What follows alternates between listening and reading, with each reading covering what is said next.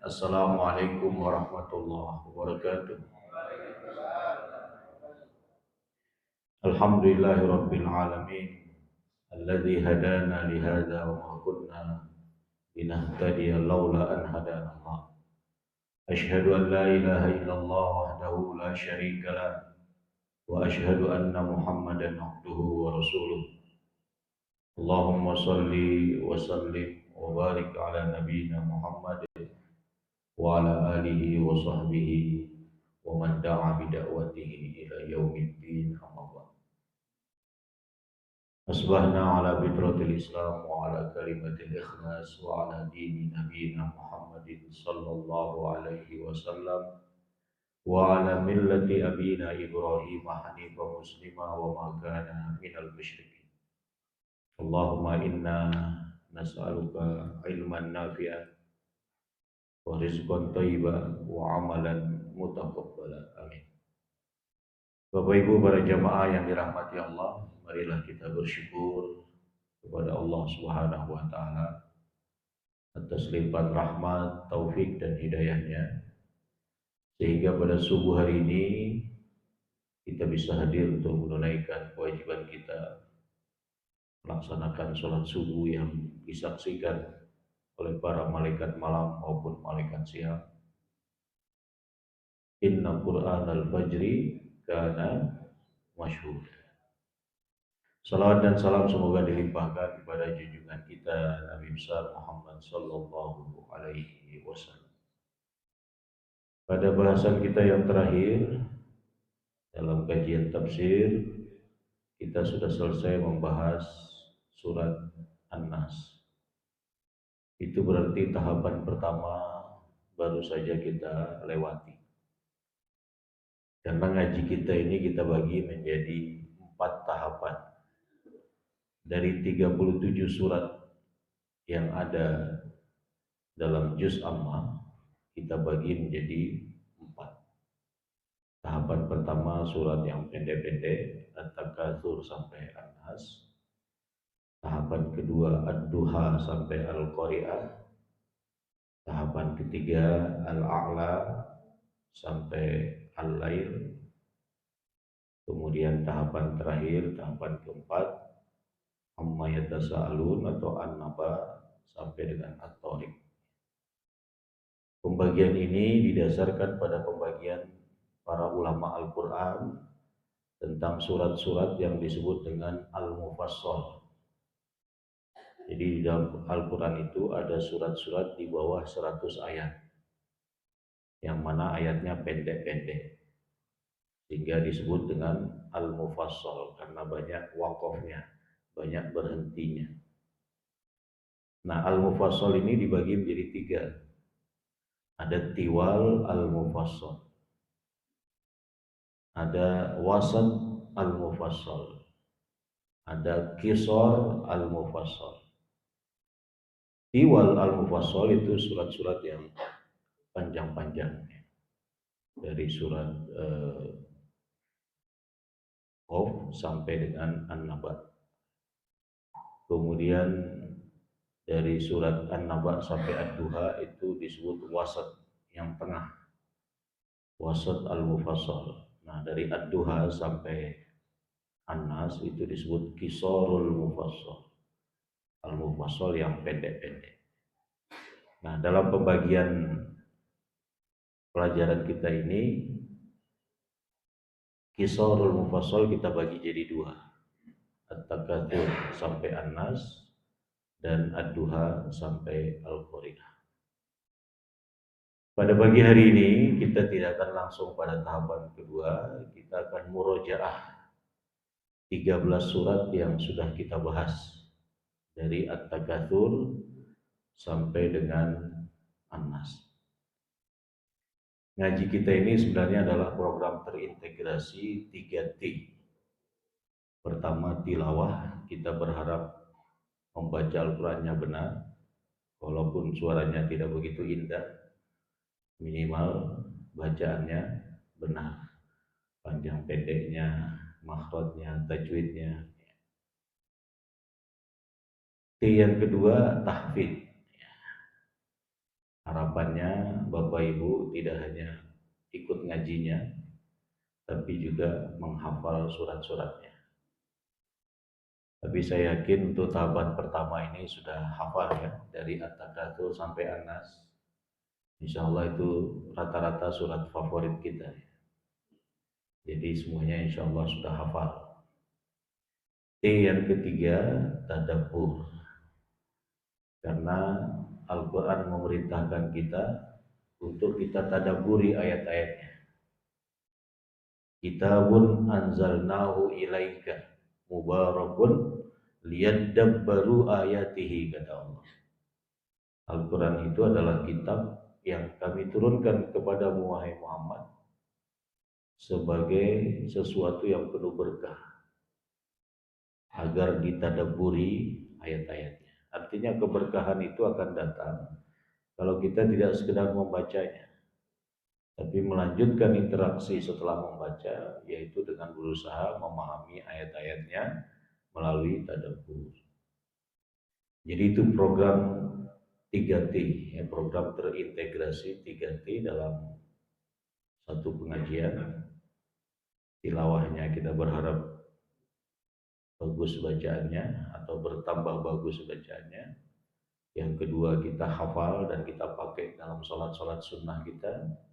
Kalau kita tidak mampu hafal 30 juz, minimal kita hafal juz 30. Jadi sebelum wafat kita sudah punya hafalan di dada juz 30. Ada video dengan narasi seorang mujahidin Palestina itu gak tembus peluru di kepalanya. Pelurunya berhenti. Di narasi itu disebutkan ini karena hafal Quran gitu ya. Ya, kalau narasinya bisa macam-macam, tapi kebenarannya wallahu a'lam. Jadi kita berusaha tidak meninggalkan menghafal Al-Quran. Ada satu kaidah fikih, ma la yudraku kulluhu la yutraku kulluhu. Apa-apa yang tidak mampu diraih seluruhnya, jangan ditinggalkan seluruhnya. Ketika kita tidak mampu meraih 30 juz hafalan, ya, karena usia, karena kita tidak nyantri, karena sibuk dengan pekerjaan dulunya dan seterusnya, maka bukan berarti kita tinggalkan, tidak ada yang kita hafal dari Al-Quran. Maka minimal lah kita hafal juz 30 yang terdiri dari 37 surat. Dan ini sedang proses ya. Mudah-mudahan lebih banyak jamaah Masjid Nurul Islam yang mampu menghafal juz 30. Allahumma amin. Baik bapak-bapaknya maupun ibu-ibunya. Kalau anak-anak mudanya ya harus mestinya ya, karena usianya masih muda ya. Sehingga Al-Quran itu betul-betul menjadi pegangan kita, betul-betul menjadi bagian dalam keseharian kita, tidak kita tinggalkan. Karena ini satu-satunya yang masih orisinil, yang berasal dari Allah. Kitab-kitab sebelumnya sudah diselewengkan, sudah tidak ada lagi dalam pengertian aslinya, sudah tercampur dengan qaulul bashar, pernyataan-pernyataan manusia. Maka Al-Quran ini bukan qaulul bashar. Kalau orang-orang liberal mengatakan Al-Quran itu kesimpulan Nabi Muhammad terhadap apa yang Allah wahyukan, sehingga ditulis seperti itu. Karena Allah tidak punya bahasa, kata mereka. Ya, kita tidak meyakini seperti itu. Itu kekufuran terhadap Al-Quran. Kita meyakini tanzilum mir rabbir rahim, bahwa Al-Quran ini merupakan tanzil, diturunkan dari Allah. Tanzilum mir rabbil alamin, diturunkan dari pencipta alam semesta ini. Bagaimana sesuatu yang ada di hadapan kita dari Allah langsung, yang mana semua menjadi mulia karena Al-Quran. Malaikat Jibril menjadi mulia karena sebagai perantara datangnya Al-Quran. Nabi Muhammad menjadi mulia karena diturunkan kepada beliau Al-Quran. Malam yang dijadikan saat turunnya Al-Quran itu malam yang mulia, Lailatul Qadar, yang lebih baik dari 1000 bulan. Bulan yang diturunkan Al-Quran di dalamnya menjadi mulia, bulan Ramadan. Jadi Al-Quran karena merupakan kalamullah, zat yang maha mulia, akan memuliakan siapa yang berinteraksi dengannya. Nah, pagi hari ini kita akan murojaah ya, dari At-Takatsur sampai An-Nas. Di antara kewajiban seorang hafid adalah menghafal nama surat dan urutannya. Nah, saya yakin untuk tahapan pertama ini sudah hafal lah urutannya. At-Takatsur, Al-Asr, Al-Humazah, Al-Fil, Quraisy, Al-Ma'un, Al-Kautsar, Al-Kafirun, An-Nasr, Al-Masad, Al-Ikhlas, Al-Falaq, dan An-Nas. Hafal? Kira-kira? Kemudian juga menghafal jumlah ayatnya. At-Takatsur berapa ayat? 8 ayat. Al-Asr 3 ayat. Al-Humazah 9 ayat. Al-Fil 5 ayat. Quraisy 4 ayat. Al-Ma'un 7 ayat. Al-Kautsar 3 ayat. Al-Kafirun 6 ayat. An-Nasr sama dengan Al-Kautsar 3 ayat. Al-Masad atau Al-Lahab 3 untuk Abu Lahab, 2 untuk istrinya. Berarti berapa? 5 ayat. Trikul yang terakhir, 3 surat terakhir 4, 5, 6 ya, 4, 5, 6. Nah, sekarang kita masuk pada tadabburnya. At-Takatsur itu berbicara tentang kecaman terhadap mereka yang bermegah-megahan, sehingga melalaikan mereka dari ketaatan kepada Allah dan Rasul-Nya. Dan itu mereka lakukan sampai mereka meninggal, sampai mereka wafat. Mereka bermegah-megahan dalam harta, bermegah-megahan dalam kekuasaan, dan lain sebagainya. Sehingga diingatkan oleh Al-Quran, Alhaakumut takatsur hatta zurtumul maqabir. Di sini di ayat kedua ini dikatakan zurtumul maqabir, sampai kalian berziarah, berkunjung ke dalam kubur. Yang namanya berkunjung itu sementara atau seterusnya. Orang ziarah itu lama atau sebentar? Ya, sebentar. Artinya ayat itu meyakinkan kita akan adanya kehidupan setelah kematian, akan adanya kebangkitan. Karena alam barzah itu alam perantara saja. Jadi benar adanya kehidupan setelah kematian. Allah mengatakan hatta zurtumul maqabir.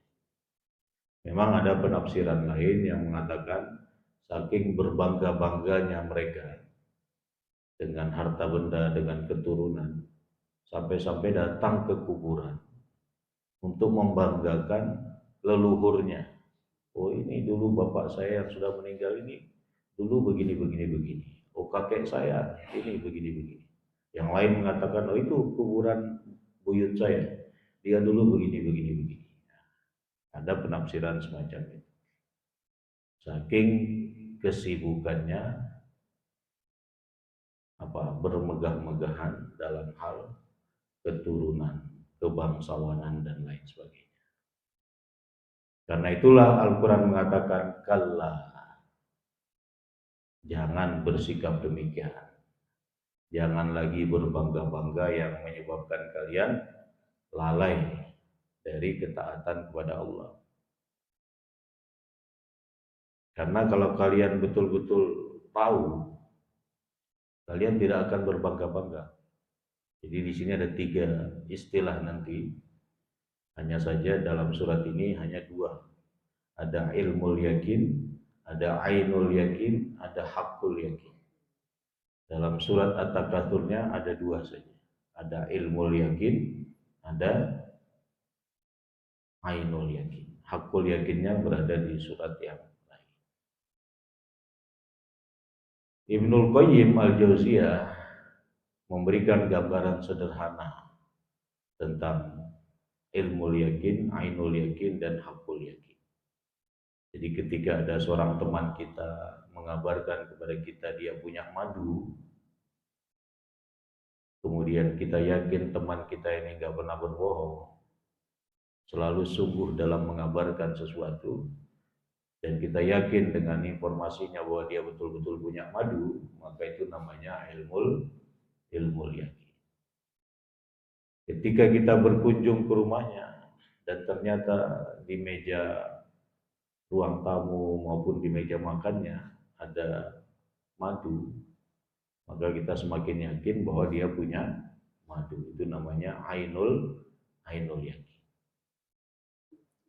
Ketika teman kita itu menyiapkan 1 gelas madu untuk kita dan diberikan kepada kita, kemudian kita meminumnya, maka itu sampai pada tingkatan hakul yakin.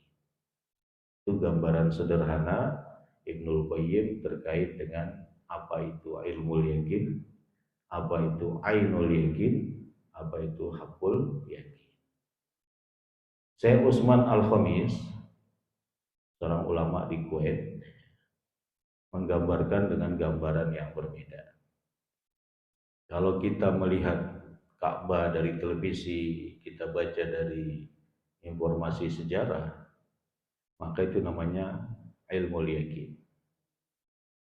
Kalau kita datang melihat dari pintu Masjidil Haram, maka itu namanya ainul yakin. Ketika kita tawaf bahkan sampai mendekat dan bisa mencium Hajar Aswadnya, maka itu namanya hakul yakin. Itulah tahapan ilmu pengetahuan. Semua informasi Al-Quran itu adalah ilmu yakin. Artinya ilmu yang harus kita yakini. Jadi ada seorang liberal menulis judul tulisan Al-Quran dan Spiderman. Judulnya apa? Al-Quran dan Spiderman. Dia menganggap cerita-cerita dalam Al-Quran itu sekedar untuk membangkitkan semangat saja. Jadi dibuat fiktif, tidak terjadi dengan sesungguhnya. Untuk mendidik umat ini supaya tidak malas, ya, supaya mau beribadah, supaya takut pada neraka dan seterusnya. Jadi dia menganggap seperti kisah-kisah tokoh-tokoh hero gitu ya. Ada Batman, ada Spiderman, ada apa lagi? Kisah-kisah itulah ya. Sehingga dia membuat tulisan dengan judul Al-Quran dan Spiderman. Siapa kira-kira namanya? Ulil Absar Antullah ya. Tokoh jil pada waktu itu. Kalau kita harus meyakini semua yang di kisah Al-Quran benar adanya. Kisah Qorun, kisah Nabi Yusuf, kisah Ashabul Kahfi, dan lain sebagainya. Itu bukan kisah fiktif, tapi kisah yang terjadi yang Al-Quran kisahkan. Sekaligus untuk mengambil pelajaran darinya. Bukan yang digambar-gambarkan, kemudian intinya bagaimana mengambil pelajarannya, bukan. Kejadiannya terjadi juga penuh dengan hikmah dan pelajaran. Karena itulah di dalam juz 30 ini nanti ada beberapa kisah. Misalnya ada kisah Ashabul Ukhdud, ada kisah Nabi Musa, ada kisah Abrahah yang sudah kita lewati, yang tidak ada di surat lain. Kisah Abrahah hanya ada di juz 30. Kisah tentang Fir'aun juga ada, walaupun tidak sedetail di juz-juz yang lain. Jadi Bapak Ibu yang dirahmati oleh Allah, semua kita, kata surat At-Takatsur, semua manusia akan melihat neraka. La tarawunnal jahim. Kalian pasti akan melihat neraka. Tsumma la tarawunnaha ainal yaqin. Jadi kita melihatnya dengan mata kepala kita. Disinilah Allah menyelamatkan orang-orang beriman dan memasukkan orang-orang kafir ke dalamnya. Kemudian ayat ke-8, ayat terakhir menjelaskan tentang bahwa nikmat itu akan ditanya oleh Allah. Tsumma latus'alunna yauma idzin 'anin na'im. Jadi apapun nikmat yang kita terima, hatta yang paling kecil yang kita miliki, itu akan ditanya. Misalnya ada orang hanya punya baju yang melekat di badan saja, nggak punya baju yang lain. Nah, itu ditanyakan. Ada yang punya makanan hanya berupa roti saja, nggak punya makanan yang lain, hanya untuk saat itu saja. Selanjutnya dia sudah nggak punya makanan, itu pun akan ditanya. Apalagi sudah punya melebihi dari itu. Punya rumah sekian, punya mobil sekian, dan seterusnya. Dan khusus kaitannya dengan harta, itu ditanyakan dua hal. Dalam hadis Rasulullah, khusus harta ini, pertama ditanyakan min aina iktasabahu. Dari mana hartanya diperoleh? Halal atau haram? Yang kedua, wa fima anfaqahu. Dan untuk apa dikeluarkan? Dipakai untuk apa? Apakah untuk hal-hal yang diridhoi oleh Allah?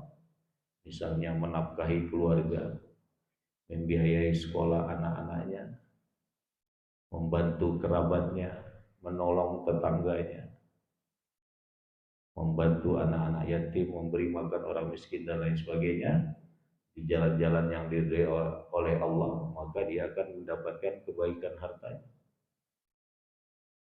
Tapi kalau itu digunakan untuk kesenangan dunia, maka itu yang menjadi masalah. Karena itu ada suatu ayat dalam Al-Quran, ya, azhabtum thayyibatikum fi hayatikumud dunya wastamta'tum biha. Kalian sudah pakai semua rizki kalian yang halal, thayyibat, ya, yang baik, yang halal, yang bekerja, dapat gaji dan lain sebagainya, dipakai untuk kehidupan dunia saja, bersenang-senang di dunia. Ini akan menjadi masalah. Karena harta itu titipan dari Allah Subhanahu wa taala. Ya. Tidak kita pakai untuk tujuan itu. Tapi kita pakai untuk apa yang Allah ridhoi. Karena itu mudah-mudahan harta kita peroleh dengan cara yang halal dan kita keluarkan di jalan yang Allah ridhoi. Ini At-Takatsur. Terkait dengan surat Al-Asr hanya 3 ayat, tapi Imam Syafi'i mengatakan lau ma anzalallahu hujjatan 'alan nas illa hazihi surah lakafathum. Seandainya Allah tidak turunkan suatu hujjah, suatu pedoman bagi manusia kecuali hanya surat Al-Asr ini, kata Imam Syafi'i rahimahullah, maka surat Al-Asr ini sudah cukup sebagai hujjah, sebagai pedoman bagi manusia dalam menjalani hidup. Makanya surat Al-Asr ini sering disebut Thoriqun Najat, jalan keselamatan. Keselamatan dari apa? Dari kerugian. Apa jalan keselamatan dari kerugian itu? Satu, harus beriman kepada apa yang Allah perintahkan untuk kita imani. Yang kedua, kita wujudkan iman itu dalam amal soleh. Yang ketiga, kita harus berperan dalam tawasau bil haq, saling menasihati, saling mewasiatkan akan kebenaran. Di antara kebenaran itu adalah bahwa Allah satu, Allah esa, tidak ada sekutu baginya. Bahwa kehidupan akhirat itu benar, ada surga, ada neraka, dan seterusnya. Saling menasihati akan kebenaran itu. Kemudian saling menasihati akan kesabaran. Dua hal yang pertama itu terkait dengan kesempurnaan individu pribadi, beriman amal soleh. Tapi tidak berhenti di situ. Ada kesempurnaan untuk membantu orang lain. Yaitu harus mengingatkan orang yang tidak sholat misalnya, kita ingatkan. Masalah nanti tidak merespon, tidak mau. Yang penting sudah ada yang mengingat. Karena itulah ayat-ayat ini disebut thoriqun najat, jalan keselamatan dari kerugian. Kerugian yang dimaksud di sini adalah kerugian yang besar, yaitu masuk ke dalam siksaan api neraka. Nauzubillah min dzalik. Kemudian surat Al-Humazah. Di antara bentuk kerugian yang dibicarakan di surat Al-Asr itu disambung dengan kerugian di surat Al-Humazah, yaitu karena melakukan sesuatu yang dilarang oleh Allah, mencela, mengejek orang lain. Bukan hanya satu dua kali, tapi sering, seakan-akan tidak ada hari kecuali mencela orang lain. Tidak ada kesempatan kecuali mencela orang lain. Dan itu menggunakan bentuk superlatif humazah dan lumazah. Humazah itu mencela dengan perbuatan, dengan gerak-gerik. Sedangkan lumazah mencela dengan ucapan. Sama dengan ghibah. Humazah itu mencela langsung di depan orangnya. Lumazah itu mencela di belakang orangnya. Meskipun ada di antara ulama tafsir yang menyamakan antara humazah dan lumazah. Yang namanya tafsir mestinya ada makna lain. Ya, maka kecenderungan ulama tafsir adalah membedakan antara humazah dan lumazah. Karena kalau sama hanya bermakna penguat saja. Tapi kalau beda menunjukkan makna yang lebih luas. Siapa yang dikecam itu? Bahkan diancam dengan wail. Dalam penafsiran-penafsiran, wail itu artinya kebinasaan, kecelakaan. Tapi ada yang menafsirkan sebuah lembah di neraka jahanam yang berisi kotoran-kotoran penghuni neraka. Apakah muntahannya, air seninya, kotoran besarnya, nanahnya, dan lain sebagainya. Mereka hidup di situ, mandi di situ, makan dengan hal tersebut, dan lain sebagainya. Ini suatu siksaan yang amat menjijikkan, hingga dikecam dengan ungkapan wail. Dan dalam Al-Quran hanya ada dua surat yang diawali dengan kata wail, dan kedua-duanya ada di dalam juz 30. Ada Al-Mutaffifin, ada Al-Humazah. Wailul lil mutaffifin. Celakalah, binasalah orang yang curang dalam bisnis. Ketika dia membeli, dia ingin timbangannya diberatkan. Ketika dia menjual, dia mengurangi timbangan. Alladzina idza qalu 'alan nasi yastawfun wa idza qaluhum aw wazanuhum yusiru. Jadi mau menang sendiri, mau untung sendiri, membeli minta yang banyak, tambah sedikit itu. Ketika menjual mengurangi.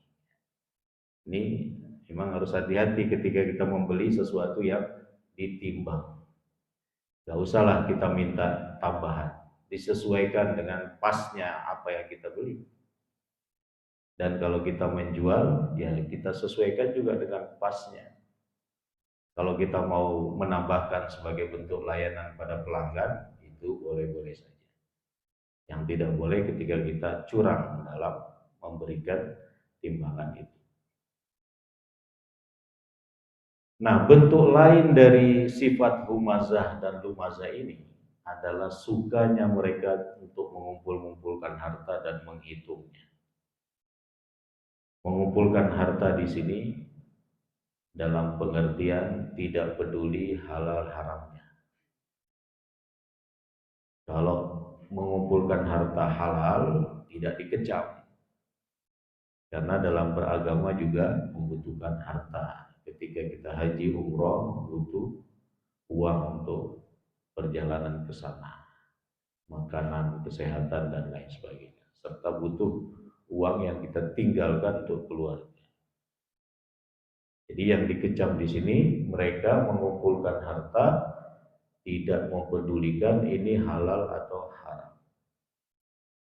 Menghitung-hitungnya artinya begitu cinta kepada harta sehingga sayang kalau berinfak, sayang kalau bersedekah, sehingga hitungan hartanya itu selalu di benaknya, selalu di hatinya. Hartanya disimpan di hati, tidak disimpan di tangan, sehingga ketika ada permintaan untuk membantu orang lain untuk kepentingan dakwah Islam, sayang mau dikeluarkan. Itu maksud menghitung itu. Kalau tafsir Al-Misbah Quraisy Shihab mengartikan 3. Wa'ad-dadah itu diartikan 1. Menghitung-hitung sehingga tidak mau berinfak. 2. Mempersiapkan untuk tahun-tahun berikutnya. Kita menggunakan istilah 7 turunannya. Kemudian yang ketiga, memvariasikan harta yang sudah dimiliki. Sehingga lebih memprioritaskan dunianya daripada hartanya untuk akhiratnya. Bahkan lebih parah lagi, sikap dari humazah dan lumazah tadi adalah meyakini bahwa harta bendanya akan mengekalkan hidupnya. Ya sabu annamalahu akhlada. Jadi semakin yakin, wah ini saya akan hidup lagi. Karena dokter bisa dia bayar berapapun permintaannya. Yang penting dia bisa mengobati sakitnya, bisa menyelamatkannya dari sakit yang dia derita dan lain sebagainya. Kalau seandainya harta benda itu mengekalkan hidup seseorang, maka mungkin Korun masih hidup sampai hari ini. Karena dialah yang digambarkan Al-Quran sebagai orang terkaya. Gudang-gudang hartanya, kuncinya tidak mampu dibawa oleh sejumlah orang kuat. Jadi sejumlah orang kuat kerjasama untuk membawa satu kunci gudang harta Korun itu tidak mampu diangkat. Ya kita mungkin membayangkan gudang harta waktu itu menggunakan balok atau apa ya. Kalau sekarang kan cukup pakai sandi-sandi aja, nggak perlu dibawa. Tapi itulah gambaran masa lalu. Dan Allah akhirnya membenamkan Korun beserta seluruh harta bendanya. Sehingga setiap orang yang dapat harta benda di dalam tanah disebut harta karun. Nah, apa kecaman dan ancamannya? Kalau kecamannya tadi wail, ancamannya ada layum badan nafil utoma, neraka utoma. Dan Allah ingin menunjukkan kedahsyatan neraka utama ini dengan pertanyaan, wama adroka mal utoma. Di kata-kata wama adroka itu untuk menunjukkan kedahsyatan apa yang ditanyakan. Misalnya wama adroka ma lailatul qadar. Tahukah kamu apa Lailatul Qadar itu? Dijawab sendiri oleh Allah, Lailatul Qadri khairum min alfi syahr. Kedahsyatan hari kiamat ditanyakan, wa ma adraka mal qari'ah. Dijawab oleh Allah langsung di ayat berikutnya apa? Yauma yakunun nas kal farasil mabsus wa takunul jibal kal ihnil. Dua yang digambarkan, manusia dan gunung. Di dalam ayat lain, wa ma adraka yaumuddin. Tahukah kalian apa itu hari pembalasan? Tsumma ma adraka ma yaumuddin. Yauma la tamliku nafsun li nafsin syai'a wal amru yauma idzin lillah. Di setiap Allah menggunakan wa ma adraka itu untuk menunjukkan kedahsyatannya, dan jawabannya langsung Allah jawab di ayat berikutnya. Demikian dengan Al-Hutamah. Kedahsyatan neraka Hutamah ini dijelaskan dalam 4 ayat terakhir dari surat Al-Humazah. Narullahil muqadah allati tattali'u 'alal afidah innaha 'alaihim muqsadah fi 'amadin mumaddah. Jadi sangat mengerikan kehidupan akhirat, karena sebab seseorang suka mencela orang lain, suka menampakkan aib orang lain. Apalagi ini menghadapi tahun politik. Masing-masing capres sudah ada pendukung-pendukungnya. Yang pendukung A kadang-kadang mencela, mengumpat pendukung B. Pendukung B tidak kalah semangat untuk mencela pendukung A. Nah, kita hindari. Boleh kita mendukung salah satu sesuai dengan pandangan kita, tapi nggak usah sampai mencela. Karena ancamannya tadi wail, Hutamah. Nah, mudah-mudahan ini jadi pedoman kita dalam menghadapi tahun politik. Silakan mendukung sesuai pandangannya. Cari informasi yang lebih banyak tentang siapa yang harus didukung. Mudah-mudahan Allah memilihkan untuk kita bangsa Indonesia pemimpin yang terbaik yang memperhatikan masyarakatnya. Amin semua berarti. Allahumma amin. Ini sudah masuk atau kita lanjut aja ini? Lanjut dulu ya. Surat apa berikutnya? Al-Fil, ya. Kalau Al-Humazah menceritakan kengerian akhirat atau sebagian kengerian akhirat, maka Al-Fil menceritakan kengerian siksaan dunia yang dialami oleh tentara bergajah, tentaranya Abraha. Abraha itu gubernur Yaman di Son'a, ya. Kedudukannya di Son'a, Yaman. Kota Son'a itu masih ada. Ya, Son'a bahasa Indonesianya, bahasa Arabnya pakai Son'a. Nah, Yaman ini adalah merupakan kekuasaan Habasyah, Ethiopia di Afrika. Nah, di Afrika kan banyak gajah. Bisa jadi daerah-daerah kekuasaannya diberikan penghargaan pada gubernurnya untuk dibudidayakan gajah di situ ya. Karena ada orang tidak yakin, masa di Arab ada gajah. Kapan Arab punya gajah? Yang ada Arab kan onta. Sehingga tidak percaya dengan surat Al-Fil. Ya. Padahal gajahnya itu tidak muncul di Arab, tapi datangnya dari Yaman. Yang mana Yaman ini di bawah kekuasaan Habasyah pada saat itu. Nah, Abraha al-Ashraf ini mengusulkan kepada atasannya, Raja Habasyah, agar dia akan membuat suatu rumah ibadah berupa gereja yang indah, dengan harapan orang-orang di Mekah itu beralih hajinya ke situ. Tapi tujuan sebenarnya adalah ekonomi. Karena umumnya setelah pelaksanaan haji di Mekah itu, walaupun hajinya haji syirik ya, karena itu rumah Allah, tapi banyak diisi patung-patung, berhala-berhala. Jadi haji mereka haji syirik, bahkan ada yang tawaf telanjang gitu ya. Nah, ingin agar perekonomian pindah ke Yaman yang sebelumnya terjadi di Mekah, karena setelah haji orang berdagang, orang menukar barang-barang yang dibawa dan seterusnya. Nah, maka dibuatlah rumah yang paling indah, rumah ibadah yang paling indah yang diberi nama Al-Qullais.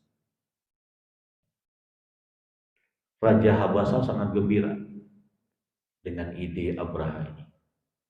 Tiba-tiba datang seorang Arab, ya. Dia, mohon maaf, buang hajat di situ, buang air besar. Tidak hanya buang air besar di dalam rumah itu, kotorannya dia oleskan ke tembok-tembok. Kira-kira marah nggak Abraha? Nah, marah. Rumah yang dibanggakan dengan tujuan politis ekonomi, ya, ternyata ada yang mengotorinya. Sepertinya yang tadi ini nggak belajar ilmu pegadaian. Ilmu pegadaian itu apa? Hah? Menyelesaikan masalah apa masalah. Nah, orang Arab ini dia ingin menyelesaikan masalah, maksudnya lebih memuliakan Ka'bah daripada rumah itu, tapi mendatangkan masalah besar sehingga Abraham marah besar.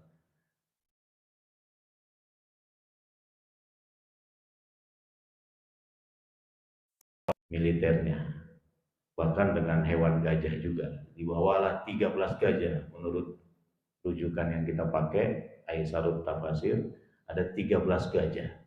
Dan di antara 13 gajah ini ada satu yang paling besar. Siapa namanya? Mahmud. Mohon maaf Pak Mahmud ya. Ini dalam buku tafsir itu ya. Nama gajahnya Mahmud. Kalau kebetulan sama dengan Pak Mahmud ya, mohon maaf ini. Kita memang sesuai dengan rujukan kita. Kenapa gajah? Ada pertanyaan ketika saya menjelaskan dalam pengajian Al-Mizan secara online menggunakan Zoom meeting. Itu kenapa nggak singa? Singa kan daya ininya, bukan. Gajah itu dibawa karena daya dorongnya yang tujuannya untuk menghancurkan Ka'bah atau daya tariknya sehingga bisa menghancurkan Ka'bah. Jadi ini kisah awalnya kenapa Abraha itu ingin menghancurkan Ka'bah. Tetapi intinya surat ini walaupun terjadi sebelum Nabi lahir, 50 hari sebelum Nabi lahir, sehingga dinamakan tahun itu tahun gajah. Intinya adalah untuk menghibur Nabi akan dakwah yang disampaikan kepada beliau selalu mendapat tantangan pembesar-pembesar Quraisy. Bahkan tidak hanya penolakan, ada di antara sahabat beliau yang sampai disiksa. Bahkan beliau pernah dicekik lehernya. Abu Bakar pernah didorong-dorong dan seterusnya. Yasir dan keluarganya, ayah ibunya dibunuh. Nah, Nabi dihibur oleh Allah. Jangan takut wahai Muhammad. Pembesar Quraisy itu kekuatannya tidak ada apa-apa dibanding Abraha. Abraha saja disikat semuanya dengan tentaranya. Hanya dengan menggunakan burung-burung kecil. Burung ababil. Tapi dalam tafsir yang kita gunakan, ababil itu bukan nama burungnya. Tapi penjelasan tentang burung itu datang berkelompok-berkelompok. Jamaah-jamaah. Dalam tafsir yang lain, burung itu ababil artinya nama burungnya. Jadi pasukan besar membawa gajah, tapi hancur dengan burung-burung kecil yang membawa batu-batu panas. Dan yang lebih mengerikan keadaan bangkainya, keadaan mayatnya. Ka'asfin ma'kul. Jadi hiburan untuk Rasulullah, tidak perlu khawatir menghadapi orang-orang Quraisy tersebut. Mereka pada saatnya nanti akan menerima apa yang mereka usahakan berupa menentang dakwah Rasulullah. Nah, kita tidak bisa menyelesaikan semuanya, artinya Bapak Ibu bisa buka tafsirweb.com ya, atau tafsir web saja, ketik nama suratnya, kemudian ketik nomor berapa ayatnya. Misalnya kita tidak tahu penjelasan yang sudah kita hafal ini maksudnya apa. Walaupun kita sudah baca terjemahannya masih belum tahu maknanya, Maka catat itu surat apa, ayat berapa, cari di Google tafsir web tanpa spasi, tulis nama surat, tulis nomor ayat. Nanti akan keluar sekitar 9 tafsir berbahasa Indonesia. Supaya dari pembacaan tafsir itu kita bisa paham apa maksud ayat tadi. Dan kita mendapatkan wawasan yang lebih luas tentang makna ayat tersebut. Saya kira itu Bapak Ibu, intinya program kita ini mengarah pada pengetahuan, sikap, dan perilaku.